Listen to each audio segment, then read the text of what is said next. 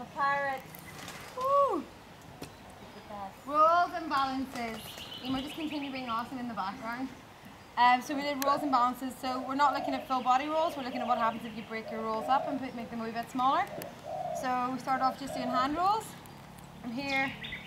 I'm going to roll over the back of my hand, between my finger and thumb, straighten my fingers. So it just gives me a flat surface to roll on. Here, flat surface, I go the other way, I come over that way. Is that a chicken? It's distracting in paradise. So we're here, we roll, and then we looked at where we could apply that, so we can start to think about stalling it on the back of our hands. So I push underneath it, and then I can go back the way. Push, underneath it, then go back the way. And then we looked at tying that into things like our outside isolations, which are stunningly inconsistent, but you get the idea. Yeah, so I come down here, I straighten my fingers, and I'm really thinking about doing all the quarters of my hoop. Yeah, so I turn my hand, so I get this really nice effect. The other one that we did is the one that we stole from the poi spinner. So we went here, did a linear isolation to here, dropped it down the side, push out, and you can try that with two hoops. So you can get your first bit, it's just your line and drop, line and drop, line and drop, line and drop, and then you can try and do line, drop, and roll. Line, let's try that again from the start, line, drop, roll, line, drop, roll. You get the idea, yeah? So, oh yeah, and the other one we did was this. So you can do it with two hoops in one hand. Shut up, I'm doing a video. Sorry. So we can do here, if we fold, then we're on the outside. And then we can do any of our hand rolls. And you can probably, I decided, do an outside isolation from there. So I can probably go.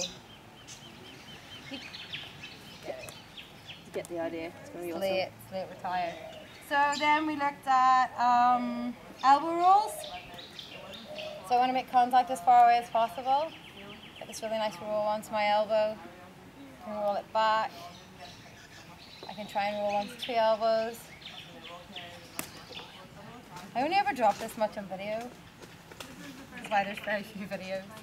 And then we thought a little bit, we thought by continuing those, so going here, coming out this way, we can go here, catch on the other hand, you can do things like go here, fold and roll down the back of your elbow, and then, did we go into balance? Oh yeah, we talked about different positions, so having your hand this way, rolling up, rolling back, rolling up, rolling back, so even if you can roll here, roll back. Yeah, so there's different positions you can put your hands in to do the same roll, but it looks really different.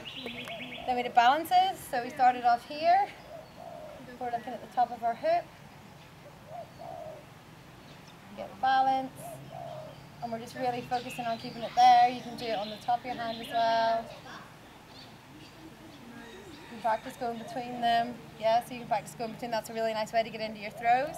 I can get into this, and this is what I would advise learning from the start, because you want to be able to go into it dynamically if you're hooping, so you want to be able to go in for some movement. So I'm here, what I want to do is like roll up into it, keep my balance. What's even nicer is if you can go from a really fast like weave, drop it, go into your balance. Yeah? So we looked at how you would combine that with rolls, and this I think is the easiest one to start with. I'm here, I straighten my arm, I keep my arm straight, I balance my hoop, and I'm going to lift my hand, I'm going to point my fingers and lift up to the top of my hoop. And it rolls down this way.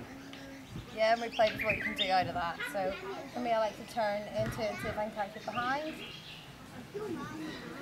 There. Yeah? And you can also butterfly, so you can do all your long arm butterfly stuff starts here. Lift over, go back into the balance on this side. Never get that. Very proud that that's on video. Or you can go use that to go into your roll, so you can go here. Up. Let's do that better. Here. Roll. Yeah? You should be able to really fold that and go into your balance on the other side. So that's what you're aiming for, is real consistency with all your balances to be able to go through all those points. Then do we do coin spinny things? Did I leave something out? The thing that rolls on your chest. Yep, so, oh yeah, so the back spinny one. So again, we talked as well about the concept of catching. So catching it while it's spinning at the bottom, catching it at the top, it's a dead catch. Same if you're back spinning and rolling. Oh, sorry, Martin. If you go in on the edge of it, it will roll. If you go in underneath, it's a dead catch, and you can use that as a principle for stopping into your balance. So you want to really get in on the bottom of it. And then we played with back spinning and seeing what happens when it rolls out of that. So we started off just here. Throwing, did we do throwing or did we just do folding? Here we throw and we push.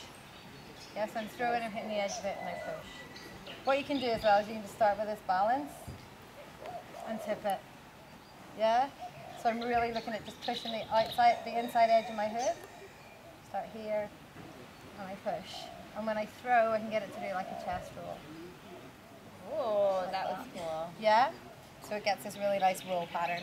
And then we did spinny spinny in our hand. So we're here. We just played with just releasing and letting go. Releasing and letting go, and then seeing if we can get it to come a little bit further up our arm without killing us. Yeah, so sometimes it'll just spin on your wrist, and then we play with trying to get it to roll right across your body. So we go here, up. Let's see that I did a nice spinny on the wrist there. That's what happens. It's inconsistent. We go here.